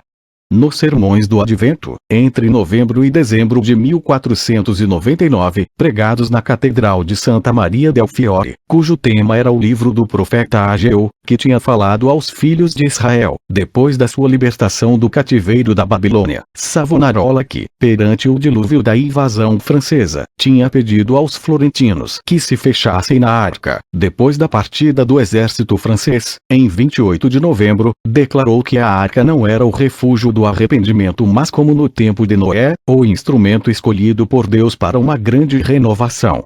Segundo ele, o mundo entraria em breve numa quinta idade, que veria o aparecimento do anticristo. Mas um cristianismo renovado sairia vitorioso e propagar-se-ia até o Oriente. Turcos e pagãos seriam batizados passando a existir um só rebanho e um só pastor. Em todos estes acontecimentos Florença desempenharia um papel decisivo. Seria a Nova Sião, o centro da reforma que ia ganhar toda a Itália, toda a cristandade, por fim, todas as nações da terra. Mas os florentinos deviam preparar-se para a tarefa que os esperava para uma renovatio temporal e espiritual. Agora que tinham expulso o tirano, deviam instaurar um governo que velasse pelo bem comum e servisse a todos de modelo 1970, p. 39. Em 1497, um dos partidários de Savonarola, Giovanni Nesi, publicava o Oraculum de Novo Século, no qual se misturava um milenarismo cristão e o ocultismo hermético neopitagórico. Este Cristo reinava em Florença e a Idade do Ouro ia iniciar-se. Ibidem, p. 31. Savonarola que explicita as suas ideias escatológicas nos Sermões sobre o Apocalipse, 13 de janeiro de 1495, e no Compendium Revelationum, verão 1495, despertou interesse excessivo com a renovado, em Florença e fora dela, o que lhe criou inimigos poderosos, como o Papa Alexandre VI Borgia, que o proibiu de pregar. Como se sabe, Savonarola foi preso e o seu corpo queimado em 23 de maio de 1498, na Piazza della Signoria, em Florença. Donald Weinstein considera que se encontram na Florença de Savonarola todas as características do modelo milenarista, tal como os especialistas o definem. Uma crise social, um chefe carismático, o mundo encarado como campo de batalha onde se defrontam as forças do bem e do mal, um povo eleito, a concepção de uma redenção final num paraíso terrestre. Ibidem, p. 33. Quando, no final da obra, se interroga sobre se o movimento de Savonarola foi medieval ou moderno, conclui que, se as fontes ideológicas, sejam elas as ideias apocalípticas ou o mito urbano, pertencem à tradição medieval, o movimento foi um anúncio do que se passou mais tarde, nomeadamente sob influência da Reforma, pelas tendências para o sectarismo, a piedade laica, e o messianismo que nele se manifestam. Ibidem, p. 384. O movimento de Savonarola traz duas importantes novidades à escatologia. Primeiro, em ruptura com o agostinismo, e regressando em certa medida à tradição de tipo judaico de uma nova Sião, identificada com uma cidade, senão com um povo, Savonarola quis mostrar que o milenarismo se podia instaurar num lugar que não pertencia aos lugares tradicionais do profetismo judaico-cristão, Jerusalém ou Roma. Segundo, esta é a primeira tentativa de realização efetiva de uma utopia político-religiosa, como talvez Arnaldo de Brescia e Cola di Rienzo tinham sonhado, num contexto muito diferente, para Roma. Ao movimento de Savonarola faltou, no entanto, um caráter essencial da escatologia moderna, definido por Karl Mann, a união do espírito revolucionário com o chilianismo. Nem a base social de Savonarola, nem o seu programa político tem nada de revolucionário. Donald Weinstein caracterizou excelentemente o conservantismo político de Savonarola, que não foi nem o herói anti-aristocrático e democrata de alguns, nem mero instrumento nas mãos de oligarcas, de outros. Numa perspectiva milenarista, que teria podido ser a de uma sociedade sem classes, foi simplesmente um defensor da paz universalis, de uma concórdia harmoniosa entre os cidadãos de uma sociedade, hierarquizada em termos mais justos. Ibidem, p. 170. 5. A escatologia cristã, católica, reformada e ortodoxa, na Idade Moderna, século XVI ao XIX. Penso, com Mann, que o encontro do chilianismo com a Revolução provocou uma grande viragem da escatologia cristã. Citemos a célebre página em que Mann exprimiu esta ideia. A viragem decisiva da história moderna foi, do ponto de vista que nos interessa, o momento em que o chilianismo uniu as suas forças com as exigências ativas das camadas sociais oprimidas. A própria ideia do advento de um reino milenário na Terra conteve sempre uma tendência revolucionária e a Igreja desenvolveu todos os esforços para paralisar esta ideia transcendente, usando todos os meios ao seu alcance. Estas doutrinas, que renascem intermitentemente, reapareceram, entre outros, em Joaquim da Fiore, mas no seu caso foram consideradas revolucionárias. No entanto, nos hussitas, depois em Thomas Munzer e nos anabaptistas, transformaram-se em movimentos ativos de algumas camadas sociais específicas. Nas aspirações até então desprovidas de um fim específico ou concentradas em objetivos de outro mundo, sentimos uma tônica temporal. Eram realizadas e penetravam no comportamento social com extraordinário vigor. 1929, p. 154, 55. Thomas Munzer, padre católico que aderiu à Reforma, separou-se de Lutero em Quem Via a Besta do Apocalipse e tornou-se um dos chefes do grande levantamento de camponeses alemães, em 1525, misturando a pregação do reino de Deus com reivindicações agrárias. Foi vencido por uma coligação da nobreza católica e protestante e condenado à morte. Cf. Bloch, 1921. Entre os anabatistas, a experiência milenarista mais avançada foi a que fez de Mostar a Nova Jerusalém, em 1534-35. O inspirador foi Melchior Hoffman, que esperou em vão instaurar a restituição, castigo universal, que devia preceder o aparecimento da terceira e última idade da história da humanidade, em que a justiça reinaria, num novo céu e numa nova terra, em Estrasburgo. Em contrapartida, os seus discípulos, o padeiro holandês Jean Matthijssen e Jean Boquelson, João de Leida, que foi proclamado rei do Sião, instauraram em Mostar um governo milenarista que, com processos autoritários e sanguinários, esperando a união dos 144.000 eleitos do Apocalipse, transformou a cidade num grande convento misto, com a comunidade de bens e mulheres de acordo com as leis do Antigo Testamento. O movimento foi liquidado em 1535, com a mesma ferocidade com que o tinha sido, em 1525, o dos camponeses e o de Thomas Müntzer. O aparecimento da Reforma trouxe uma certa clarificação das atitudes escatológicas cristãs. A Igreja Católica tinha tendência, dentro da linha agostiniana, para combater o milenarismo, para afastar as contradições da interpretação do Apocalipse, ignorar a perspectiva do fim dos tempos e reduzir a escatologia à doutrina e à espiritualidade. Foi de capital importância nesses debates a ação do grande polemista da Contra-Reforma, o cardeal Bellarmino. Teve como principal opositor o presbítero inglês Thomas Brightman, que escreveu um Apocalipse do Apocalipse, no qual Lutero era considerado o terceiro anjo do Apocalipse e que revelava uma visão otimista da segunda ressurreição que deveria conduzir à felicidade, numa nova era. As igrejas saídas da Reforma punham, pelo contrário, a escatologia bíblica em lugar de destaque, por razões de ordem polêmica. O papado e a Igreja Romana são a besta, a grande prostituta da Babilônia, e de ordem espiritual, à espera do milênio e do juízo deve desempenhar um papel importante na piedade dos crentes. Lutero serve-se dos textos escatológicos da Bíblia, sobretudo de Daniel e Tessalônicos 2 de São Paulo, para identificar o Papa e os turcos com o Anticristo, mas encontra resistências no Apocalipse de São João. No primeiro dos dois prefácios escritos em 1522, declara que este livro não lhe parece nem apostólico, nem profético, e que da escatologia apenas conserva a espera do dia do juízo e a crença na sua proximidade. Cf. Birbaum, 1958.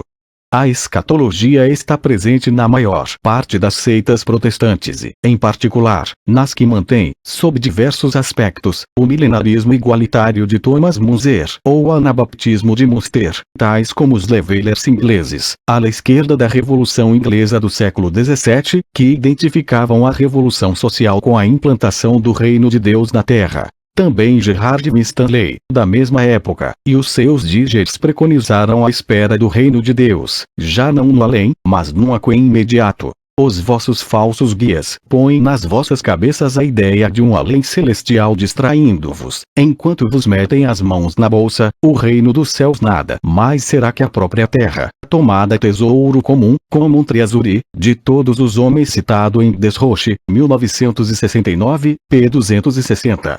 Daí o seu programa de ocupação de propriedades fundiárias para restabelecer a antiga comunidade de consumo dos frutos da terra. Quer o catolicismo, quer o protestantismo conheceram desenvolvimentos extraordinários das doutrinas escatológicas no quadro das grandes descobertas e do novo mundo americano. Na maioria dos casos, o encontro dos europeus com os índios desempenhou um papel importante nesses movimentos, em que o fenômeno de aculturação foi essencial. Foram estudados principalmente do ponto de vista dos europeus, mas Wachtel soube reconstituir La Vision des Vaincos 1971, estudo que constitui o quadro indispensável para a compreensão deste fenômeno na América Latina. A América é o terreno privilegiado da Igreja Católica. O exemplo vinha do alto e de longe. No livro das profecias, Cristóvão Colombo lembra que o fim do mundo deve ser precedido da evangelização de toda a humanidade e que a descoberta do novo mundo tinha alcance escatológico. Atribui a si próprio um papel apocalíptico. Deus fez de mim o mensageiro de um novo céu e de uma nova terra, que já tinha referido no Apocalipse de João, depois de ter falado pela boca do profeta Isaías, e mostrou-me o local onde os encontrar. Destas concepções milenaristas do catolicismo na América Latina pode-se tomar como exemplo a atividade no México e as obras do missionário Jerônimo de Mendieta. Imbuído das velhas teorias de Joaquim da Fiore e dos espirituais, Mendieta pensava que os irmãos e os índios podiam criar na América o reino dos puros, baseado num ascetismo rigoroso e no fervor religioso. Os índios constituíam uma nação angélica, genus angelicum, e, com eles, os irmãos podiam construir no novo mundo o reino do espírito, que devia preparar o fim do mundo. Com Carlos V e o cardeal Cisneiros, Mendieta pensava que se realizaria o sonho de uma idade do ouro americana. Mas a burocracia espanhola de Filipe II pôs fim a essa crença e Mendieta pensou que o ciclo de espera recomeçava, sendo o reinado de Filipe II uma idade da prata. A Jerusalém Índia tinha caído e sofrido a dupla provação do domínio espanhol e das epidemias, conhecia o seu cativeiro da Babilônia. No fim da história de Los Índios de La Nueva España, 1596, Mendieta declara que não pode acabar o seu livro com salmos de louvor, antes deve chorar e evocar o Salmo 89 de Jeremias e a destruição da cidade de Jerusalém cf. Pelan, 1956. Ao norte do México, na América Setentrional, espalha-se a ideia, por influência protestante, de que o seu povoamento constitui o retorno ao paraíso terrestre e a da necessidade de construir a Nova Jerusalém, o que está na origem da força do mito do progresso e do culto da novidade e da juventude no American Way of Life e da irreverência americana perante a tradição e a história, assim como da nostalgia adâmica dos escritores americanos Eliade, 1969. Cf. Também, Sanford, 1961, Williams, 1962, Niebuhr, 1937, Lewis, 1955. No entanto, no oeste europeu, ao lado dos messianismos, sempre presentes e renascentes nas comunidades hebraicas, manifestaram-se profundos movimentos messiânicos entre os ortodoxos eslavos, especialmente os russos. A maior parte destes movimentos situam-se no seio da grande dissidência religiosa do Haskell, nos séculos 17 e 18, quando a maioria dos velhos crentes denuncia a igreja oficial, acusando-a de se ter tornado a igreja do anticristo, e anunciaram o eminente fim do mundo, enquanto que, entre 1660 e 1770, se verifica uma autêntica epidemia de suicídios coletivos, sobretudo pelo fogo. Muitos hesitavam entre usar anticristo ou usar redivivos. Usar Messias cf. Pascal, 1938. Zinkowski, 1957. Sob o impulso do Haskell este messianismo se alastrou, como uma mancha de óleo, no Oriente. O século XVIII, século das luzes, encontrou um lugar marginal, mas significativo, para ideias e movimentos animados em geral por místicos laicos, com um sistema de esoterismo, com pretensões mais ou menos científicas, e pensamento escatológico, como J. Lavater e Charles de Messe, que esperavam o regresso de São João que deveria abrir o milênio. No Suécia, em Manuel Swedenborg, 1698-1772, que também anunciou a Nova Jerusalém, título de uma das suas obras, e foi considerado por alguns como João Batista da Nova Era. Finalmente, o século XIX combinou escatologia, nacionalismo e romantismo, conforme os casos, tradicionalismo ou socialismo, com utopias milenaristas. A título de exemplo, desses messianismos do século XIX citamos, por um lado, o milenarismo polaco e, por outro, a corrente tradicionalista francesa. O mais célebre milenarista polaco foi o poeta e patriota Adam Mickiewicz, 1792-1855, influenciado primeiro por Swedenborg e Claude Saint-Martin, 1803, que acreditava que a Revolução Francesa era um fenômeno pré-milenarista e, depois, pelo seu compatriota André Tuviansky, que encontrou em 1841, no seu exílio em Paris. Foi sobretudo o porta-palavra de Tuviansky na obra L'Église officielle et le messianisme 1842-43 e nos seus cursos no Collège de France. André Toviansky, 1799-1878, interpreta a história como manifestação da grande obra de Deus. Até então, só individualmente os homens conseguiram participar na grande obra. Daqui em diante essa participação será um fato para as nações e povos que, libertados por Napoleão, poderão trabalhar no próximo aparecimento de uma igreja renovada. 3 nações desempenham um papel de primeiro plano neste acordo: os judeus, os franceses e os eslavos, entre os quais os polacos que, por maior que seja o patriotismo de Toviansky, apenas tocam uma pequena melodia. Toviansky apresentava-se a si próprio como o primeiro dos 7 mensageiros do Apocalipse. Em contrapartida, Mickiewicz atribuía uma importância muito maior à nação polaca no seu livro de Die Nation Polonaise et die Pelerinage, 1832. A nação polaca não está morta para sempre.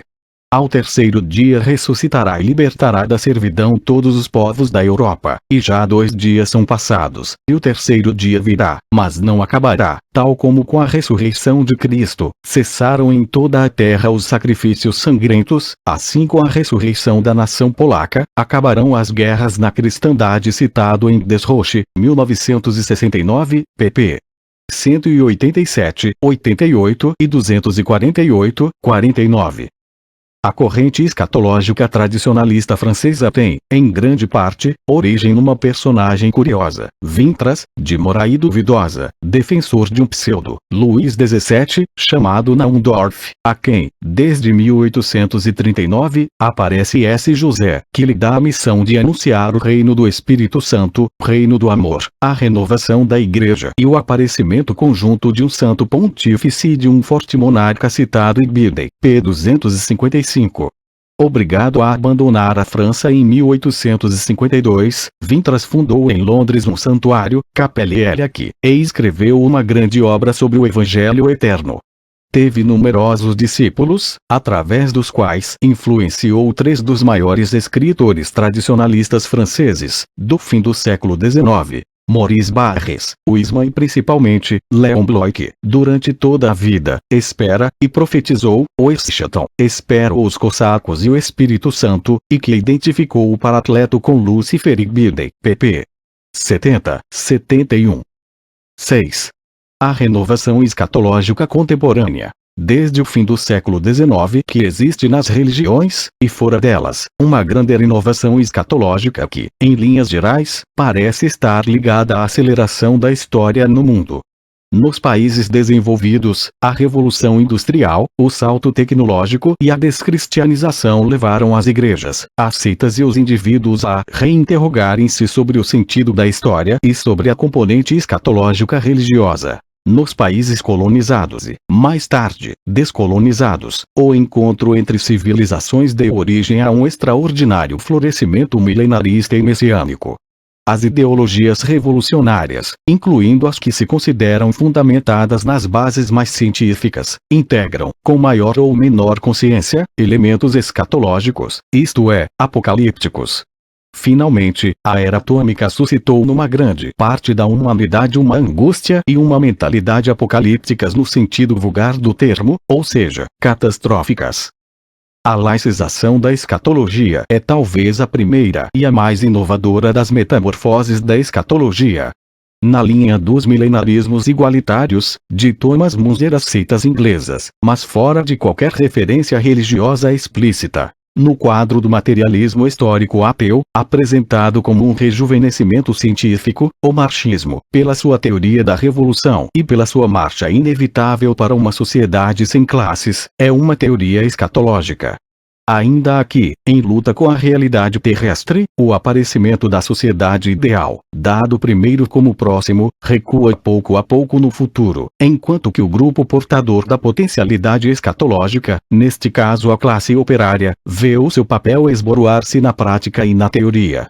Karl Mann já o tinha destacado. Muitos elementos que constituíam a atitude chiliástica encontraram uma nova forma e um refúgio no sindicalismo e no bolchevismo e foram, deste modo, incorporados na atividade destes movimentos.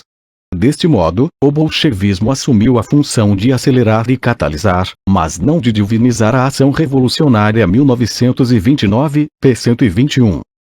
Desde Joaquim da Fiore e Hegel e ao marxismo, as influências parecem ter sido contínuas e diretas, como disse Jacob Taubes 1947.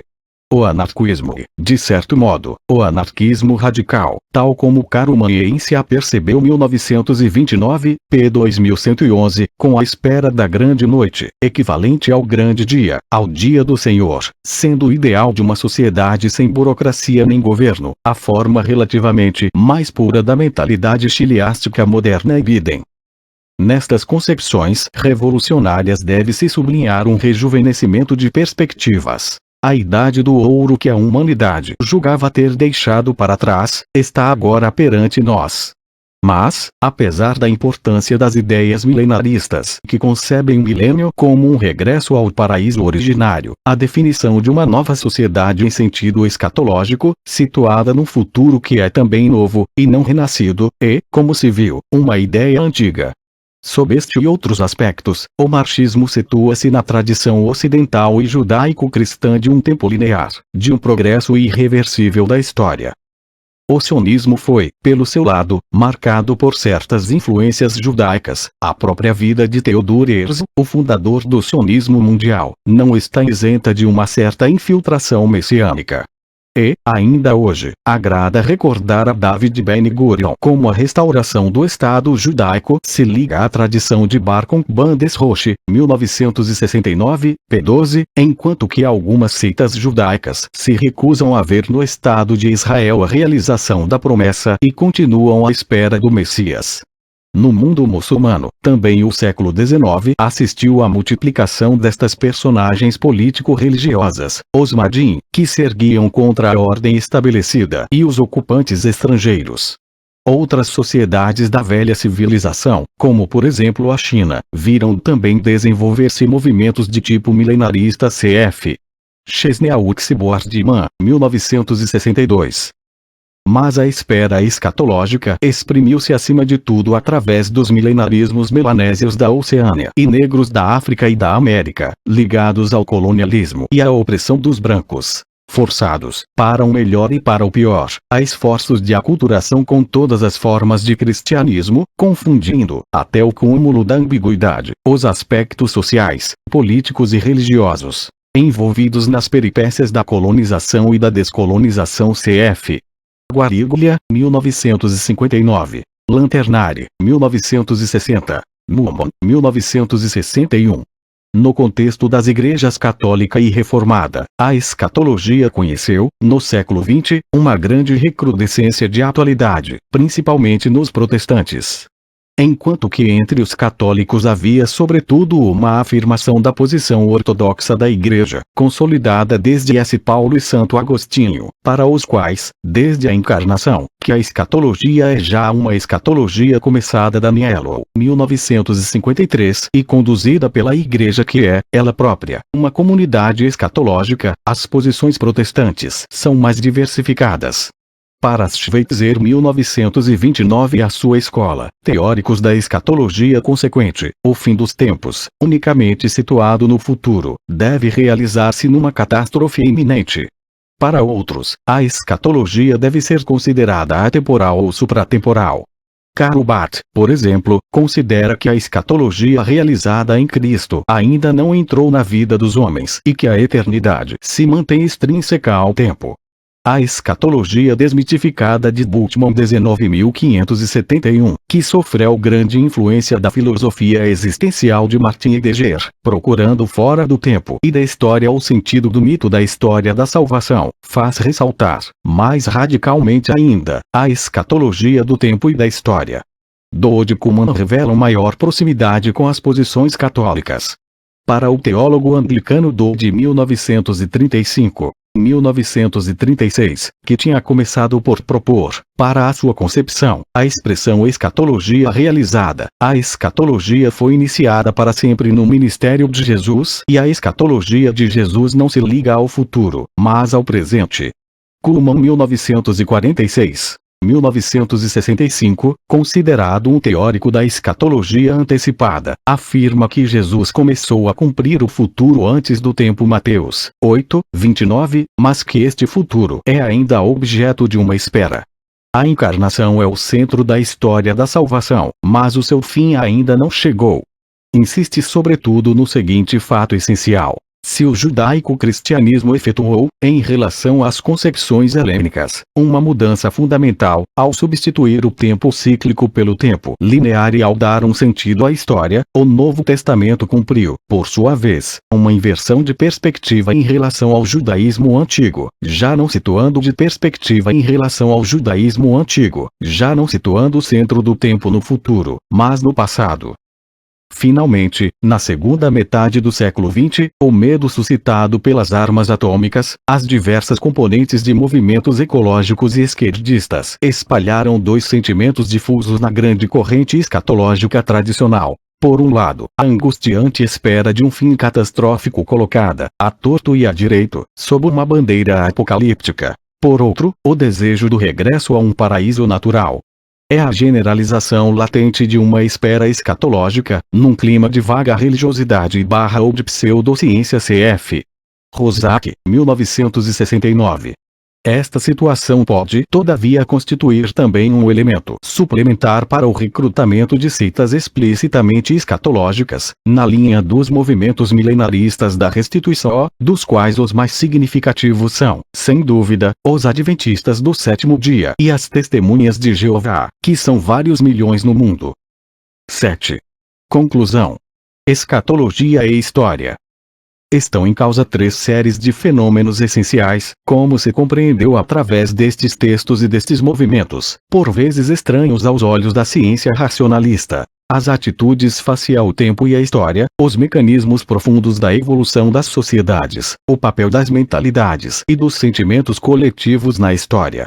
Ainda neste aspecto, Karl Mann esclareceu o problema ao ligar teoria e mentalidade, escatologia, ou utopia, estruturas sociais e contexto histórico. A estrutura interior da mentalidade de um grupo nunca pode ser apreendida tão claramente, como quando nos esforçamos por compreender a sua concepção de tempo, à luz das suas esperanças, aspirações e desígnios. Uma dada mentalidade não ordena apenas os acontecimentos futuros, com base nesses desígnios, mas também os passados. Os acontecimentos que, à primeira vista, se apresentam como simples acumulação cronológica, adquirem, deste ponto de vista, o caráter de destino. 1929, p. 151. Nesta fecunda perspectiva, insistiu-se com razão na originalidade da escatologia judaico-cristã que, dando à história não só uma origem mas também um fim, entendido no sentido teleológico, e, no caso do cristianismo, um centro, a encarnação, conferiu verdadeiro sentido à história. Mas o que é apresentado como princípio de organização do mundo, instrumento de domínio do tempo, foi talvez sobrevalorizado. Em primeiro lugar, porque a escatologia do eterno retomo e da eternidade dão também um sentido à história, e as escatologias do tempo vetorizado não têm monopólio da lógica da história. Em seguida, porque as teorias e as práticas de um tempo linear orientado puderam, não só tomar ilegíveis certas evoluções históricas, mas também submeter algumas sociedades a uma opressão bárbara, lá onde os incensadores de um progresso, explícita ou implicitamente escatologizado, viam um instrumento de liberalização. É, aliás, de um ponto de vista histórico e científico, subestimar, no próprio interior do judaísmo e do cristianismo, as pulsões que levavam a maior parte das sociedades a representar, em termos mais ou menos camuflados, o futuro tendo por modelo o passado e o fim como uma reprodução das origens. Seria conveniente interrogarem-se mais sobre uma certa impotência da humanidade para pensar verdadeiramente o futuro, mesmo no plano dos conteúdos que a nova ciência da futurologia estuda. No íntimo desses desejos dominantes de que fala Mann, não haverá, segundo o modelo das pulsões individuais reveladas pela psicanálise, um desejo de voltar à matriz original? Cf. Gunkel, 1895. Leuva, 1950. O lugar que a revolução ocupa numa história finalizada é outro problema levantado pela escatologia. Parece-me um duplo problema. Por um lado, a presença inelutável de uma intervenção transcendente nesta história, qualquer que seja o nome ou a forma que essa ruptura assuma, no curso da história, dia do Senhor, grande dia ou qualquer outra expressão que designe um novo evento extraordinário, feliz ou desastroso, talvez traía também, sob formas religiosas ou laicas, a impotência dos homens para pensar em uma história, cujo fim se atingiria sem ruptura, ou seja, a revolução. É neste sentido que os cristãos podem ver na encarnação um fenômeno revolucionário. Por outro lado, este encontro da escatologia com a ideia revolucionária não obrigará a perscrutar melhor, desta vez, não a teoria, mas a realidade histórica, a maneira como, para retomar uma expressão de Manning, estas quimeras que adotam uma função revolucionária puderam agir também na evolução histórica. Se rejeitarmos os credos religiosos, nem as explicações idealistas, nem o simplismo machista das relações entre infra e superestrutura conseguem esclarecer esta desconcertante realidade. Finalmente, para o historiador, o estudo das escatologias torna mais urgente a tarefa de distinguir história e história, devir histórico e ciência histórica. No seu domínio próprio, a inteligibilidade científica da evolução das sociedades, o conceito de escatologia e os fenômenos escatológicos convidam o historiador a ampliar as investigações a novas problemáticas históricas e a estudar esta porção ainda virgem em grande parte, ou mal começada a decifrar, do domínio das mentalidades e dos sentimentos, limitados por este conceito e estes fenômenos. A reflexão sobre o tempo histórico está inacabada. Ela deve apelar mais fortemente para os métodos e os resultados da história das religiões e da antropologia. Um historiador do budismo, que estudou a escatologia dessa religião, distingue 3 modos de pensamento e de estados de consciência do homem perante o tempo. A ausência do tempo como fonte da religião, o conceito do grande tempo como fonte do mito, o tempo profano como fonte da razão. Weiman, 19.691. Quanto vale para um historiador esta distinção aplicada a realidades históricas precisas? Em sentido lato, por vezes demasiado lato, escatologia e apocalipse são tomados como sinônimos de angústia, de medo. Que sabemos nós do medo na história? Alguns estudiosos americanos travaram uma discussão sobre a proximidade de uma psicologia cataclísmica. Este aspecto foi esclarecido, em parte, através da noção de medo do cristianismo. Mas resta muito para fazer. O mais importante seria substituir por análises sérias os sentimentos de que se quis fazer a mola psicológica da escatologia. Sem negar a importância da noção de salvação, considero-a no entanto demasiado vaga, demasiado polivalente, para fornecer uma base sólida ao estudo das mentalidades escatológicas. Os desejos de justiça e renovação parecem-me mais fundamentais. Na História dos Sentimentos, lançada por Lucien Febvre, quantos temas interessantes de investigação. E, principalmente, o tema da espera. O historiador que se lançasse nesta pista podia, como bem o sublinhou Henri Desroches em 1969, p. 7, encontrar um ponto de partida e uma garantia de boa escolha, nas reflexões de um dos grandes mestres da interdisciplinaridade de hoje, Marcel Mauss. Numa comunicação feita à Société Française de Psychologie, em 10 de janeiro de 1924, afirmava: permitam-me assinalar um fenômeno, em relação ao qual precisamos dos vossos conhecimentos, cujo estudo é da maior urgência para nós e que supõe a totalidade do homem, a espera. Entre os fenômenos da sociologia, a espera é um dos que está mais próximo do psíquico e do filosófico simultaneamente, e é, ao mesmo tempo, um dos mais frequentes. É especialmente fecundo o estudo da espera e da iluminação moral, dos desenganos, infligidos à espera dos indivíduos e das coletividades, o estudo das suas reações. Finalmente, a espera é um desses fatos em que a emoção, a percepção e, com maior rigor, o movimento e o estado do corpo condicionam diretamente o estado social e são condicionados por ele. A tripla consideração do corpo, do espírito e do meio social devem aliar-se. 1924. A escatologia pode tornar-se um dos temas mais interessantes de história geral, para os historiadores contemporâneos e futuros, graças a um novo olhar sobre a escatologia na história, a espera e a sua variante religiosa, a esperança. Tradução. Irene Ferreira.